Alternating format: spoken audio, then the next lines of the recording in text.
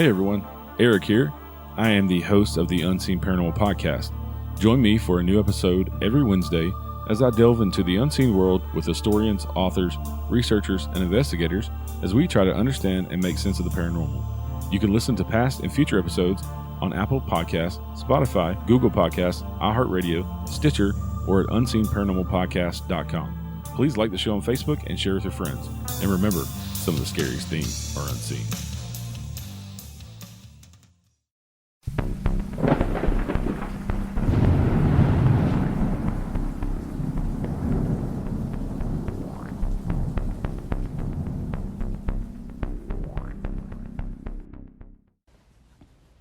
Hi everyone, welcome back to Southern Ghost Stories. So Halloween is just 2 days away. Man, this year has flown by. Be sure to enjoy it because in just a few days we're going to start seeing Christmas stuff everywhere.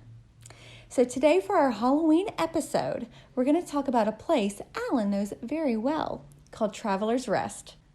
Alan, do you want to go ahead and tell us about Traveler's Rest? Traveler's Rest is kind of a special place to me because I live right behind it. Now, when I say right behind it, I literally could have thrown a rock from my backyard and hit the house. But let's not get ahead of ourselves. What is Traveler's Rest? When I was a kid, I always thought it was an old inn where weary, tired travelers stayed.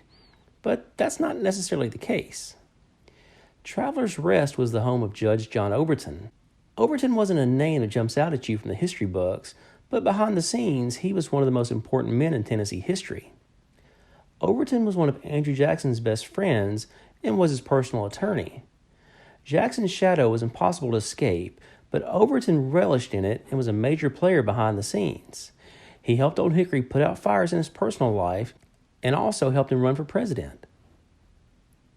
John Overton was born in Virginia in 1766, but followed his brother James to Mercer County, Kentucky to practice law.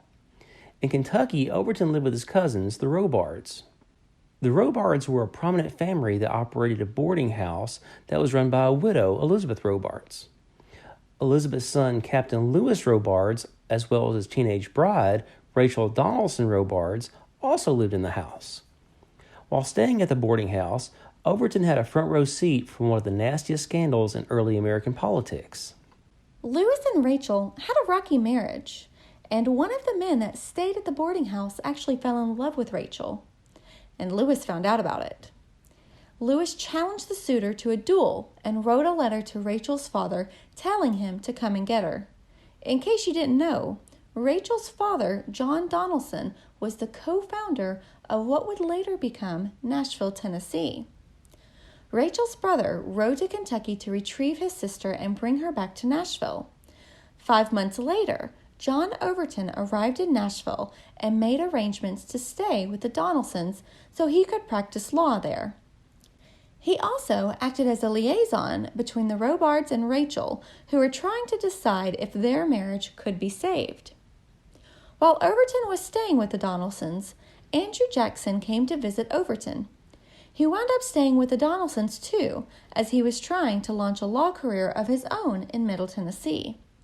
Despite technically being married, Rachel fell in love with Jackson. In the late 18th century, divorce was very uncommon, and courts often didn't hear cases about dissolved marriages. Complicating the matter even further was the fact that Mercer County, Kentucky was a part of Virginia at the time of the marriage, so it was unknown which state to file in. In 1790, Robards petitioned a Virginia court for a divorce trial citing adultery. But due to all the muddy water, the case was never brought before a judge.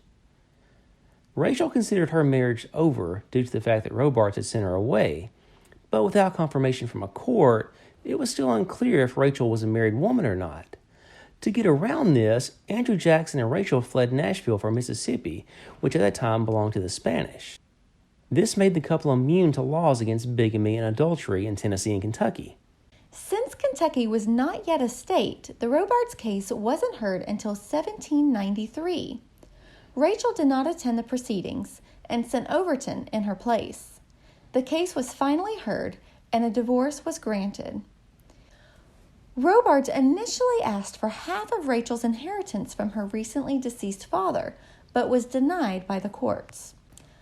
A year later, Rachel and Andrew Jackson were married legally in Nashville at the Donaldsons' home. Overton attended the ceremony and signed the marriage bond as a witness. However, this doesn't mean that the couple lived happily ever after. Jackson was a prominent figure, and his wife's legal problems quickly became common knowledge in not just Tennessee, but all over the country.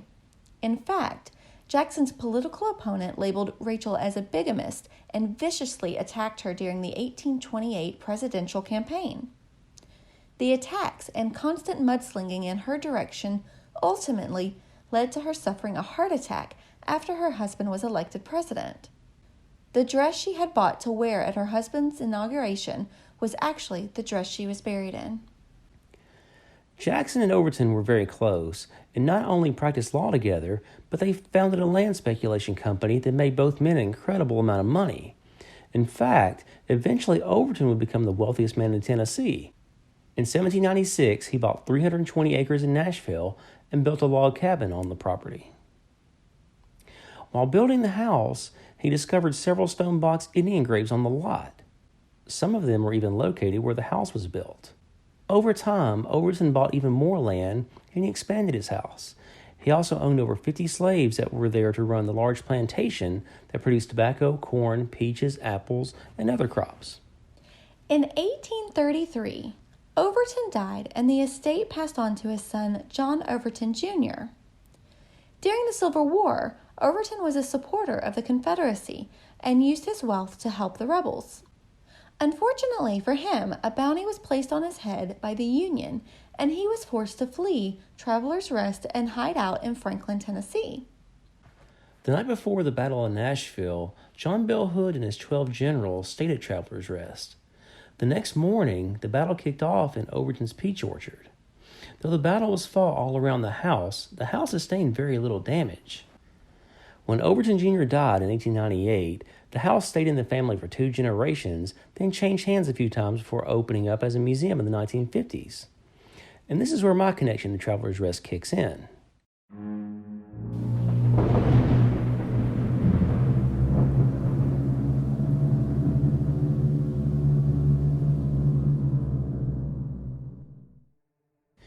In the late 1940s, the Overton family began selling off land from the old plantation. A large portion was bought by the L&N Railroad. Other portions were bought by local developers who built houses. One of those plots was bought by my great-grandparents in 1955. The lot consisted of 2 acres just behind Travelers Rest on Stillwood Drive. In 2006, I moved into the house. When I first moved in to the house on Stillwood, I immediately began to notice a trash can in the kitchen moving around on its own. When I went to bed, the trash can would be up next to the door, but sometimes I'd wake up to find it had moved somewhere else.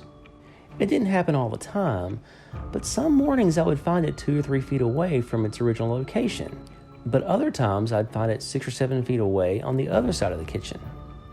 I also had a desk light that would turn itself off and on, but after a while I got annoyed with it and unplugged it and stopped using it. But it seemed like once I got rid of the lamp, the television in the bedroom and living room would turn themselves on. In the mornings, I would wake up to find the one in the living room on. In the afternoons, when I came home from work, the TV in the bedroom would sometimes be on. After a while, I asked a neighbor if they had ever experienced anything out of the ordinary in their house. And they told me that on more than one occasion, they would sometimes find pictures that hung up on the wall laying there on the floor. Oddly enough, the glass or frames, they were never broken. It was like something gently took them off the wall and laid them there. He also told me about hearing strange noises too, but I also heard strange screeching sounds every now and then. I just always chalked them up to being the railroad there behind the house. One noise I often heard was an alarm coming from Travelers Rest. About once every 2 weeks, I would hear an alarm going off in the barn at night. Once the alarm would go off, the police always came and turned it off. After this happened several times, I walked over to the visitor center of Travelers Rest and I spoke to a lady who worked there. She told me that there had been issues with the alarm, but it only went off because someone in the cleaning crew set it off. I asked her if it had anything to do with alleged ghosts stemming from the Native Americans or perhaps the slaves there. The lady firmly denied that there was any kind of paranormal activity taking place on the property. But as I was leaving, I saw another staff member in the parking lot and mentioned the alarm to her. She begrudgingly admitted that she had heard that the alarm was going off due to strange activity that was taking place in the barn. Apparently, it had been an issue for years, and whatever was on the property there would set it off. I also talked to a staff member about my house on Stillwood, and they told me that it wouldn't have been where the slave quarters were located.